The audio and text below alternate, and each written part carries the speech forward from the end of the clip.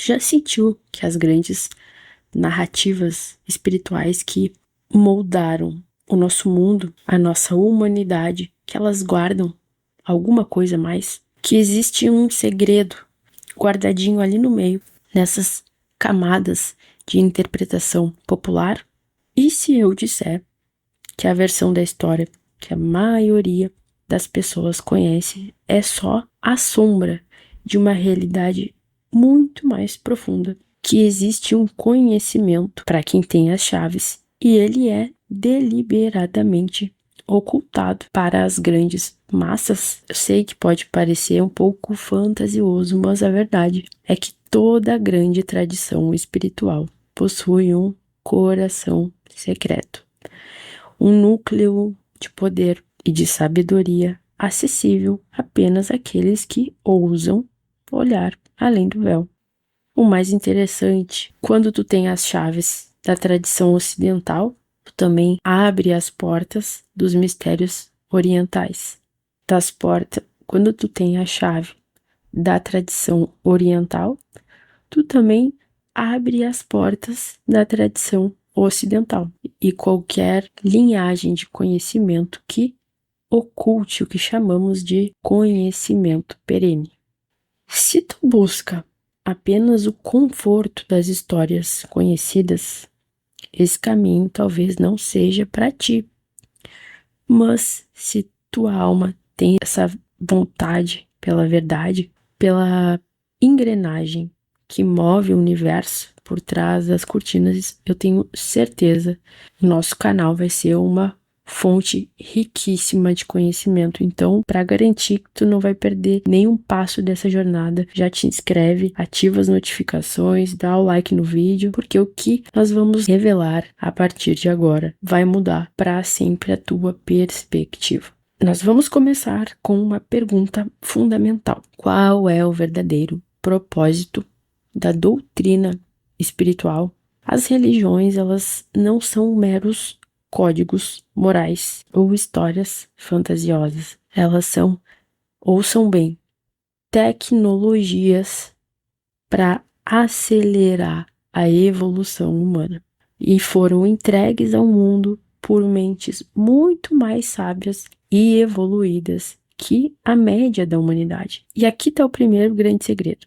A evolução, ela não é uniforme. Então vamos imaginar uma rampa que sobe, uma rampa ascendente, onde cada ser humano vai ocupar um degrau diferente. Os mais elevados em intelecto e moral, eles estão muito acima dos menos desenvolvidos. Seria inútil e até prejudicial oferecer o mesmo tipo de ensinamento para todo mundo, né? Porque o que serve de auxílio para um intelectual avançado é incompreensível para uma mente rude, uma mente bruta.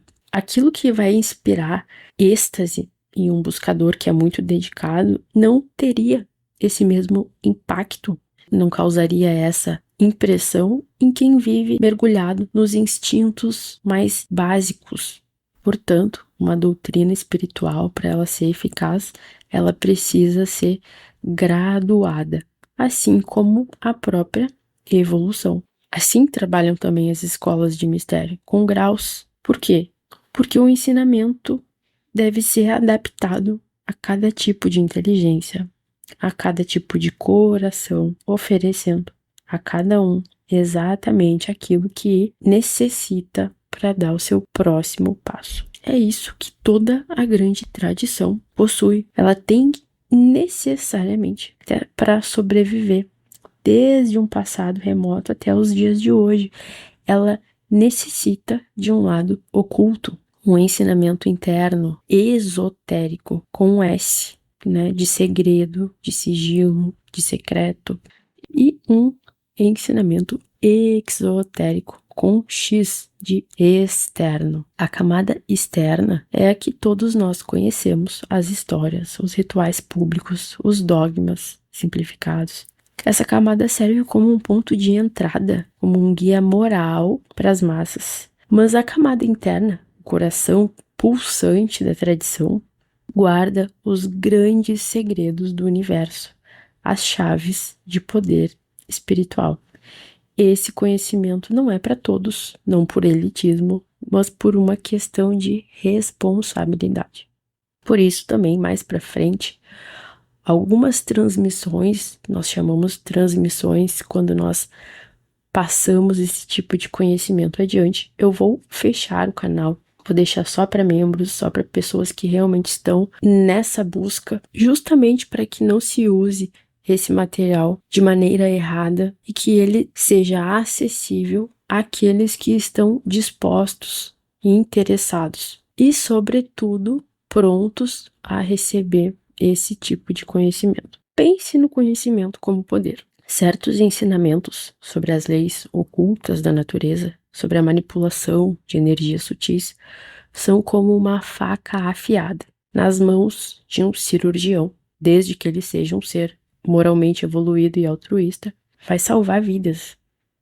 Mas nas mãos de uma criança ou de alguém com más intenções, isso se torna uma arma de destruição, uma arma perigosa. A história antiga está repleta de exemplos de civilizações que sucumbiram porque o conhecimento avançado foi vulgarizado e caiu em mãos impuras. Em mentes brilhantes, sim, com certeza, mas com corações egoístas.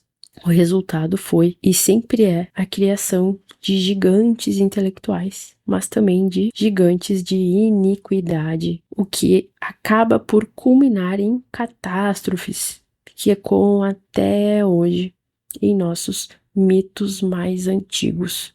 Os grandes instrutores da humanidade, portanto, estabeleceram uma regra sagrada.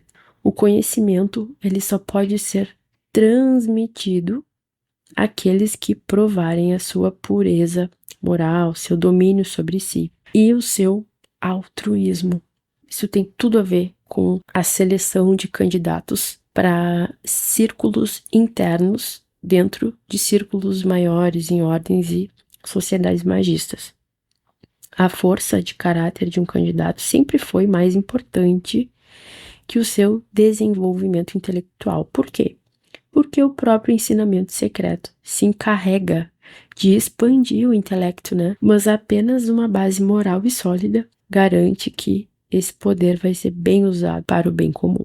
É por isso que, historicamente, existem escolas como a nossa de mistérios, as escolas iniciáticas, onde os segredos são revelados gradualmente. Existem os mistérios menores, que preparam os discípulos, e os mistérios maiores, onde a verdade vai ser contemplada face a face.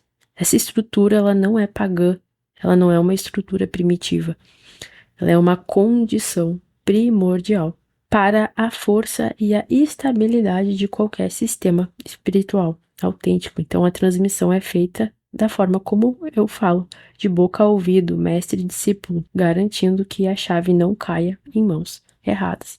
Por isso, aquilo que é transmitido aqui, ainda que no grupo fechado, são sempre vislumbres daquilo que virá mais para frente e da própria forma da transmissão. Tem um vídeo que explica muito bem como isso é feito aqui no canal.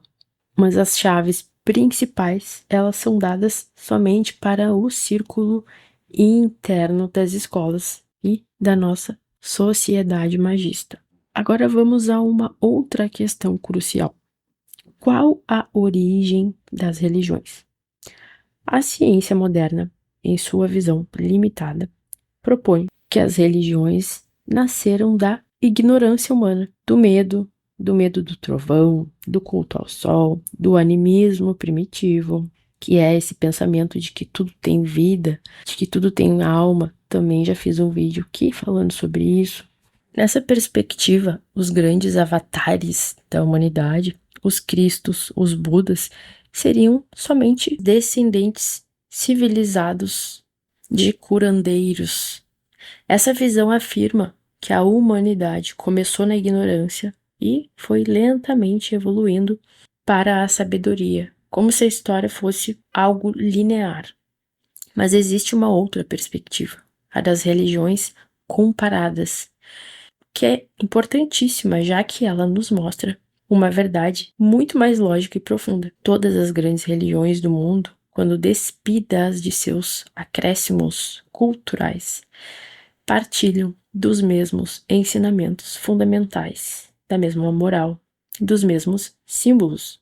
Isso não aponta para uma ignorância comum, mas para uma sabedoria comum. Aponta para uma fonte única, uma fraternidade de pessoas divinas, de protetores espirituais da raça humana, que, de tempos em tempos, revelam fragmentos dessa verdade primordial às diferentes nações, de acordo com a sua capacidade de compreensão. Nessa segunda visão, as religiões selvagens e primitivas que vemos hoje não são o nosso passado, mas resultado de uma longa decadência. Elas são os descendentes degenerados de grandes e antigas civilizações. O homem primitivo não foi abandonado à própria sorte, mas guiado por seus irmãos mais velhos, em aspas, que lhe deram as primeiras lições de religião e civilização. O antigo não é uma versão grosseira do recente. Pelo contrário, o antigo ele excede infinitamente o recente em profundidade e beleza. As escrituras antigas contêm uma poesia, uma filosofia e um ideal sublime que os trabalhos modernos mal conseguem imitar. Isso nos leva a uma conclusão que é inevitável. A história espiritual da humanidade, ela não é uma ascensão linear a partir do zero. É um ciclo de revelações seguidas por períodos de degeneração até que uma nova revelação seja necessária. A sabedoria divina, a gnose, é a fonte perene de onde todas as religiões beberam. Essa sabedoria não pertence a uma única cultura. Ela é o coração do cristianismo esotérico, do budismo esotérico, do hermetismo. Ela é a verdadeira luz, como diz um texto antigo, ilumina todo homem que vem a este mundo. Embora a maioria, ainda cega, não esteja em condições de vê-la. Dentro de todas as tradições sempre houve uma divisão clara. Os mistérios menores, que envolviam a purificação e a preparação, e os mistérios maiores, onde o iniciado não tinha mais nada a aprender, mas apenas a contemplar e compreender a natureza das coisas. Nos sistemas antigos, como o egípcio ou o grego, os maiores sábios viajavam para serem iniciados. Ainda acontece isso nas nossas escolas de mistério. Eles buscavam uma aliança entre a sua alma e a natureza divina. O ponto culminante desses mistérios era a transformação do iniciado em um Deus, não de uma forma figurada, mas através de uma união real com o ser divino, ou despertando a divindade que já existia dentro de si. Esse estado, conhecido como êxtase, não é uma faculdade, mas um estado de alma que a transforma de tal maneira que ela percebe o que antes estava oculto, apesar de diante dos seus olhos. É um relâmpago da união com o divino. O homem pode cessar de ser homem e torna-se um Deus, mas não pode ser, ao mesmo tempo, Deus e homem. Para alcançar isso, a disciplina era rigorosa. Na escola de Pitágoras, por exemplo, haviam graus. Os ouvintes passavam anos em silêncio, apenas absorvendo. Falei um pouco disso no vídeo de Abracadabra. Os matemáticos estudavam a geometria e a música sagrada, a natureza dos números, das formas e das cores. E, finalmente, os físicos, que aprendiam a cosmogonia e a metafísica, que conduzia então aos mistérios propriamente ditos. O objetivo era claro: identificar o eu, que está em nós, com o eu universal. Esse é o verdadeiro caminho, o fio de ouro que conecta todas as tradições autênticas. Não se trata de uma fé cega, mas de uma ciência espiritual. Não se trata de negar o mundo, mas de compreendê-lo em sua totalidade, visível e invisível. O que exploramos hoje é o pórtico de entrada. Provamos que a existência de um lado oculto não é uma fantasia, mas uma necessidade intelectual e uma realidade histórica. Isso é a chave para destravar a força de uma tradição e garantir não só a sobrevivência, mas como a relevância. Mas sem seu núcleo esotérico, uma religião incapaz de nutrir as almas mais brilhantes e questionadoras, assim como um magista sem o conteúdo esotérico pode praticar magia, mas não a alta magia. Nos próximos encontros, vamos adentrar ainda mais neste território sagrado. Vamos examinar como essa estrutura de conhecimento oculto esotérico se manifesta especificamente na tradição ocidental, usando os próprios textos sagrados como nosso mapa. O que foi dito em parábolas para a multidão será explicado em particular aos discípulos. A jornada é profunda e exigirá de nós atenção e coragem, mas a recompensa é a própria verdade, uma perspectiva que, uma vez alcançada, ilumina todos os cantos da existência. Preparem-se, porque o véu está apenas começando a ser erguido. Que os mistérios te conduzam além do véu. Um beijo e até o próximo vídeo.